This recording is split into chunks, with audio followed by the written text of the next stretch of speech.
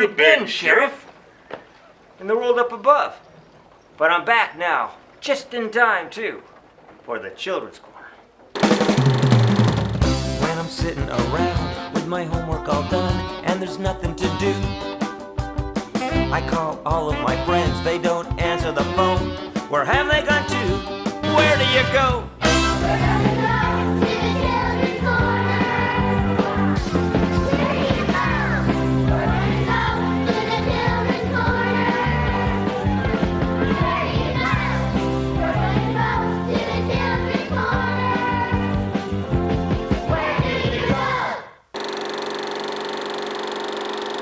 Good move, Mr. Dill. Oh, hey, everybody. How you doing? And welcome to the town of the Children's Corner, located in the world of the magical couch. I'm Sheriff Stephen J., the Sheriff of Slouch County. And I'm almost finished with my shift over at the Sheriff office when it was kind of slow, and I thought, well, let me just come over to the house for a minute, take a little break. Then I decided to have a game of checkers with Mr. Dill. When I'm done here, I'm going right back over to finish it up.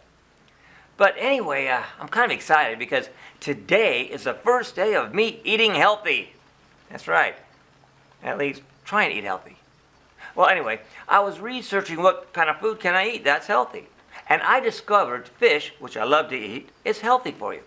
And I was looking around on what kind of fish, and well, there's a lot of fish. Well, mackerel's good for you. Wild-caught salmon and wild-caught anchovies are good for you, as a few examples. So I'm excited about that. But while I was researching what kind of fish I can eat, I ran across a fish I've never heard of before. It's called an alewife, and that's spelled A-L-E-W-I-F-E.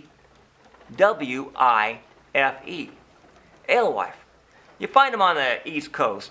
They've been coexisting with other native fish and wildlife for thousands of years. But they live in the ocean, and they swim through streams to freshwater lakes to spawn. They have these slender bodies and are grayish-green on their back and silvery on their sides and belly. And they've got a single black spot just behind their eye. And they have forked tails. They normally grow to 10 to 11 inches in length and weigh about half a pound. However, repeat spawners can be as large as 14 inches and weigh a pound or more. Now, you know, I read about these alewives and it reminded me of a time I was in the world up above.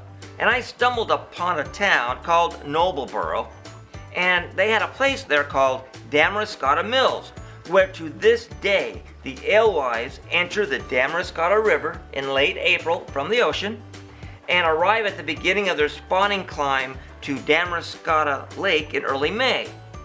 Now, as these alewives begin their run upstream to the lake, they have the pleasure of experiencing the fish ladder. Now, let me go back and explain what this is.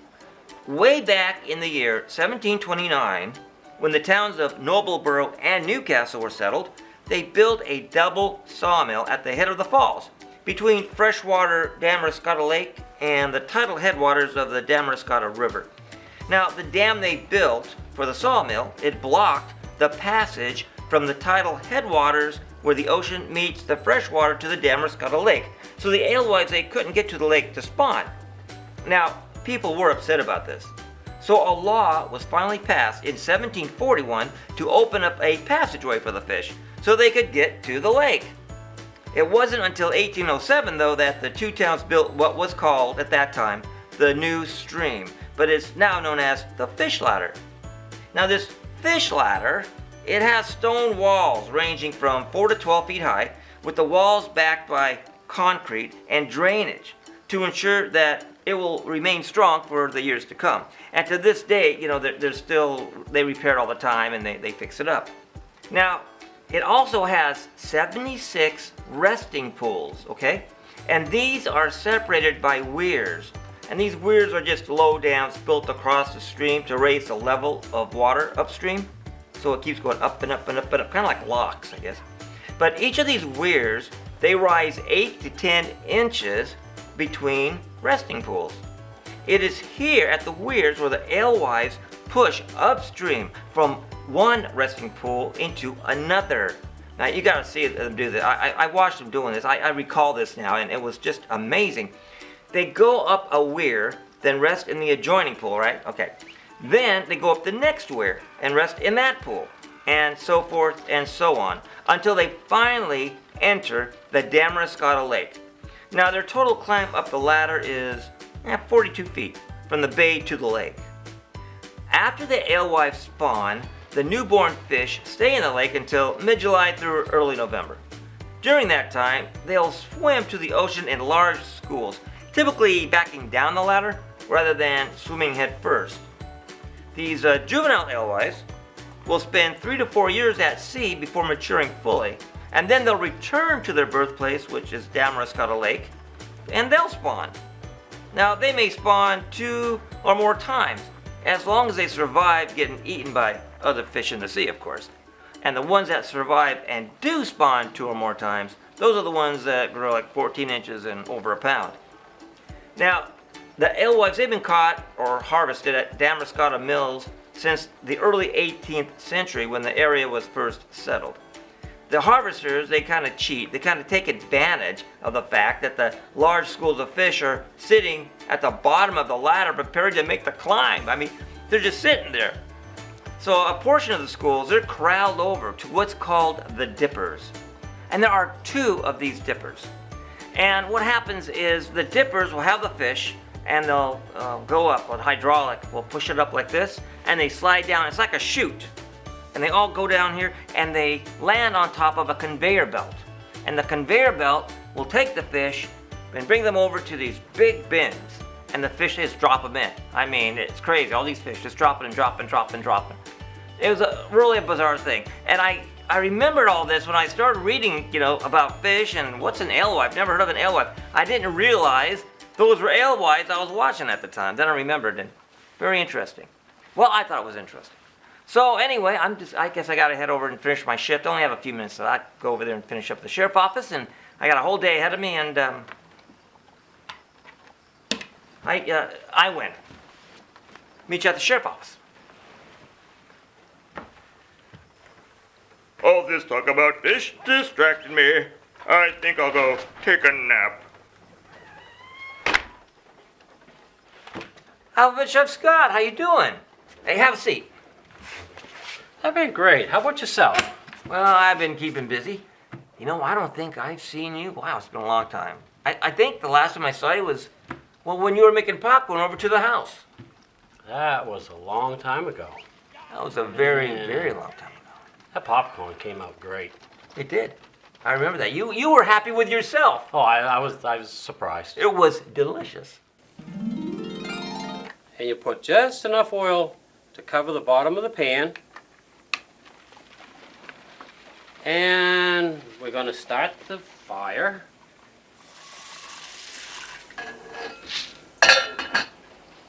That was probably about a half a cup.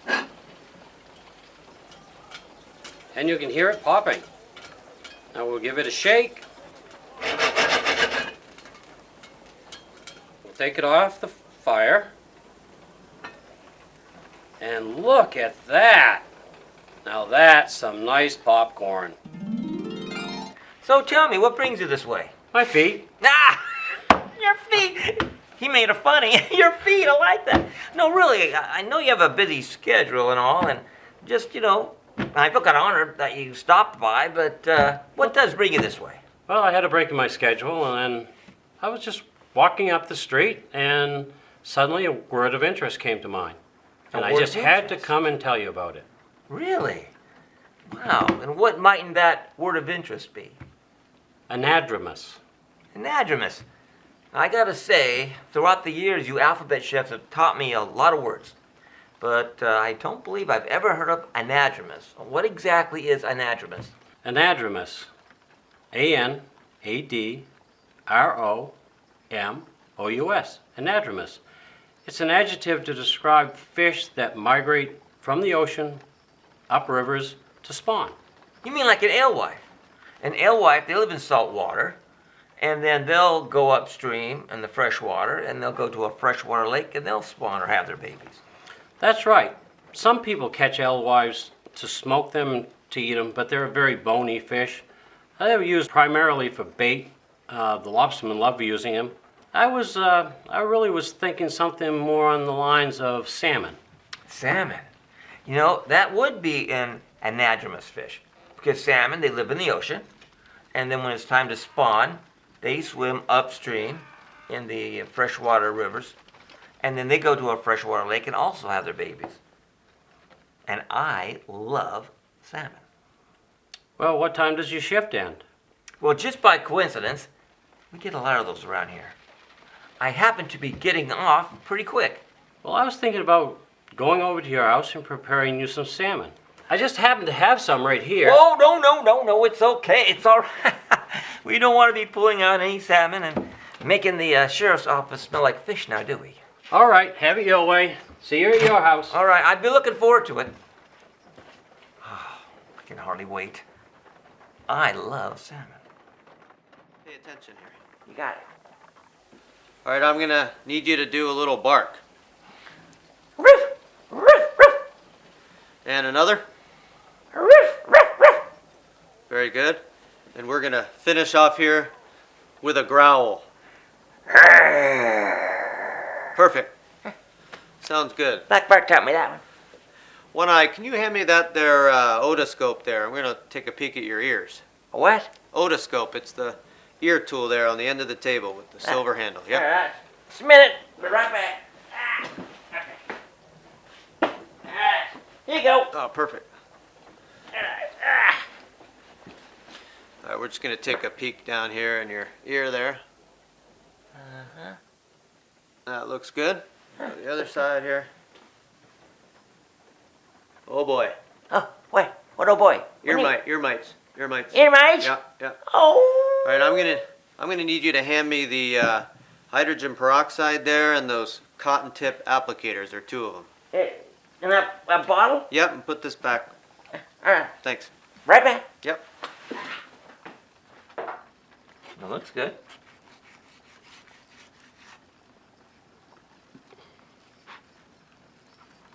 So what kind of salmon is this? This is sockeye salmon. Which Nice. is There's a pan or a thing over here. You can put that in. Yeah, right there. most of the salmon we're used to seeing is usually eastern Atlantic salmon. Sockeye salmon get very, very large. They also will get very, very oily. So most of the sockeye salmon that are really big fish are used in the cannery. So they'll can them, and if you go to the grocery store, you can actually buy a can of sockeye salmon. Wow. Now, the Atlantic salmon, they are still wild caught, but most of the Atlantic salmon are farm raised, which means that they actually have pens that they hold them in and grow them to a certain size and then harvest them. And so usually the salmon fillet would be much bigger and much broader than what you see here, because sockeye salmon usually aren't quite as large as our Atlantic salmon when they're grown. They're a little smaller, so they're a little narrower through here. So they're not as easy to fillet, and they're also not as easy to skin, because the skin's a little thinner. But salmon. Well, I see you used a big knife. What if I don't have a big knife? Well, if you have a pocket knife, you can use it. I happen to have one right here. Oh, another one of those coincidences. Yes. So what you would do is you take and make a small slit near the end of the fish, near its tail, Gotcha. and you're going to pretend like you're going to fillet this fish with this small knife. But as you can see, it's not big enough to do that. No, it's not. So then you're going to take your hand, you're going to pull this back out of the way, holding the skin down with the other hand, and you're going to take and press as hard as you can against the skin and the cutting board, and you're just slowly going to move this down. Whoa! Come on, you got it, you got it. Come on, we got it. It's a team here, it's a team effort. We got it. I got the board, you got the fish. Takes a little more effort to do, but Look at that, yeah. you can Nice. skin it with your hand. Skin it with your hand. Boy, so what you're saying is your hand comes in handy. Yes, it does. Okay, I like Yes, it does. Hey, here. You can have your knife back. All right, so now you skin the salmon. So what do we do now? And they're gonna cook it over here, right? We're gonna grill it. What are we gonna do? Well, Put it on the fire. I thought we would take it out and cook it on the open pit. You mean take it back to the fire pit? Yeah. We do have a fire pit here. It's a community fire pit. I've used it before. Cooked hot dogs on it. And I think we will prepare it on, we'll cook it on a cedar plank. A cedar plank. And why do you cook it on a cedar plank? Adds a nice flavor to the fish. Get a little bit of smoke. Just a nice way to, also a nice display of the fish. Well, what about the cedar plank? Doesn't that thing burn up? Oh no, you soak it in water first, you know.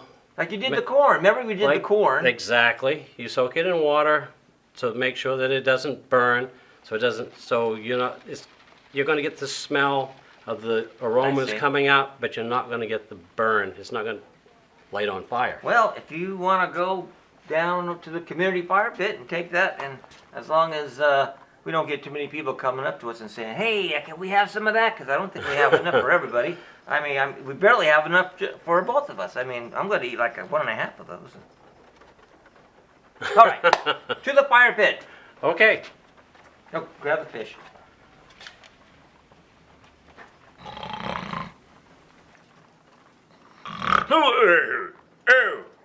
What's all the racket? Can't a pickle get any sleep around here? Something smells fishy. It's making me so hungry. Why is your board so shiny? Well, after you soak the cedar plank in water overnight, you want to oil the board so that the salmon doesn't stick to the board. I see. How do you know it's hot enough so you can put your salmon on it to cook it? Well, the easiest way to tell is you sort of feel the backside of the board, and if the backside of the board is getting almost hot enough to start a fire, the fire is probably hot enough. And the fact that you touched it means it's not quite ready. Well, I have cook's hands, so a lot of people go, "Whoa!" But I don't do that because my fingers are numb to heat, pretty much from grabbing hot things for years and years and years. So that's a chef's thing. That's a chef's thing. And I see we're getting smoke, which is fine. You know, I like the smoke, it's just nice. And now we're going to put on the salmon. And how long should it take before that salmon cooks? According to how hot your fire is, it shouldn't take very long. Dan, what exactly does the plank do? After you put it in water, cedar gets a real nice smell to it. And those smells, as the water comes out, steams out of the wood, that smell translates into a taste that your salmon gets. So it's real nice. So nice it adds to the taste, flavor. Right, adds to the flavor And of you the got the fish. smokiness going on. Now, That is correct. can you use another type of plank to cook your meat on? You could use maple. You're going to get a different flavor because, once again, you still want to soak it. You could use maple. You could use oak. Oak is usually too strong for fish because of the tannins in oak. They get really strong flavors. But you could use oak. You could use hickory. You know, there are a lot of different planks that you could use. I happen to like cedar. Where do you go to get the planks? You can go to your local lumber yard. Really? They can cut a slab off of a board, or they may have pieces, little pieces that are left from somebody saying, well, I only wanted 8 feet, and they ended up with a 2-foot piece off a 10-foot piece. You can buy those. Pretty reasonable. And what we need to do now is we really need to take all this steam that we feel coming off that plank, and we're going to take our pan and we're going to put it over the top and let it sit there and basically cook, steam and cook. You could also just put it on your grates and I like the plank thing better because now you don't have to clean the grate. It's easier to clean, that is for sure. And how many times can you use a plank on an average, you think? Oh, I don't know, 20, 30, 40 times. Really? Oh yeah. If it's done properly, it shouldn't burn. You might get a little black scorching on the backside, but basically the water is going to keep it from burning. And that's the whole idea of soaking it, is to get that steam and those flavors to come out into the fish, but it also saves the plank from basically burning up like your wood is. It just chars, so to speak. So I got a question for you there, Scott. One more, if you don't mind. I don't mind. How long are you gonna hold that salmon? Well, I was thinking that myself. Though it feels nice in your hand, you know, I probably could use a pan A pan? and a spatula, A spatula. and probably a towel to wipe my hands off would be nice. And a towel. Yeah. That So would you're be saying super. you're saying we came down here unprepared. No, I came prepared. You came unprepared. Well, let's pull me. Oh, that's right. I can't pull it out of my vest. I'll be right back. And I don't have one in my vest either. Hold that so thought. Don't have one in the coat. I'll get it. Okay. Spatula, Super. towel, Great. and I know you want the pen. Thank you very much. There you go.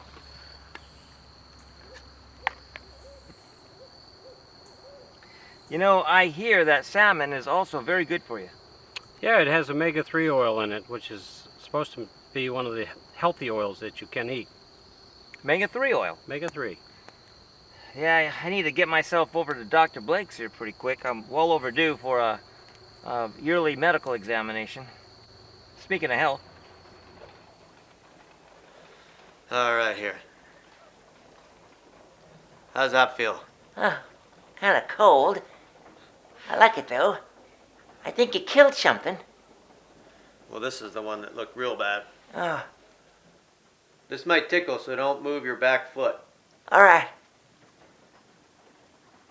Oh, How's your paw? Is it moving? oh, yeah, my foot. Yeah, That should take care of them ear mites. all right, So why don't you put this back there on the table for me? all right. And lastly, I'm going to check your fur for parasites. So All right. grab that parasite comb there. That, all right. Well, I know what a comb looks like. All right. It's the one with a wooden handle. Boy, I'm glad you came in with all these problems you got. Well, I Thank you. guess you're right. I ain't get a little older, and I guess I should make this a yearly visit. All right, we're going to be looking for some bugs. All right, here. Looks like we got your common household flea. Get rid of that little guy. Or gal, I should say. My hunch is we'll probably find a deer tick or a lone star tick or something. Oh, nasty. Oh, here we go. Oh, It's actually a brown dog tick. oh. Nasty little bugger. All right. You know what? I think we're all set. It looks like it's about done. It's getting kind of smoky. Well, yeah. We'll take a look. Take this off. Oh, Whoa! look at that. Woo-hoo! Look at That's that. what I'm talking about. Gonna be a little smoky. I need to put a Salt and pepper. little bit of salt,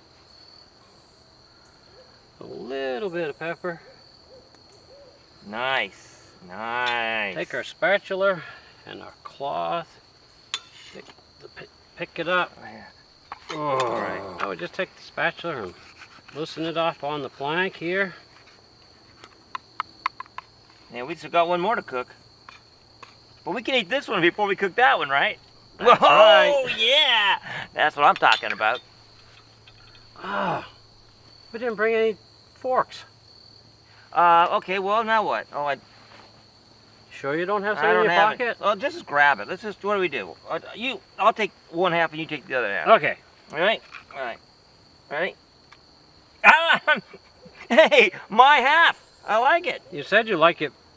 You're going to eat one and a half, so. Look at the pink. Mm, Oh my gosh. boy, that's good. Oh, It's called roughing it. oh man. Salmon. What is that name again? What's that word? Anadromous? Yeah, whatever he said earlier. That's what this is. And it's a great fish. It's a good eating fish. So we're going to eat it. And I want to thank you for coming by today and joining us. And make your own salmon and have some. It's great. And do it on the grill. But when you do it on the grill, make sure you got more coals and less fire. It works better. In the meantime, hope everybody out there has a great day, a great week, a great month, a great year. And I look forward to the next time we all get together on the Children's Corner. All right, this is great. delicious. I love it. Oh. Where do you go? We're gonna go to the children's corner. Tell me, where do you go? We're gonna go to the children's corner. Where do you go? We're gonna go to the children's corner. Just where do you go?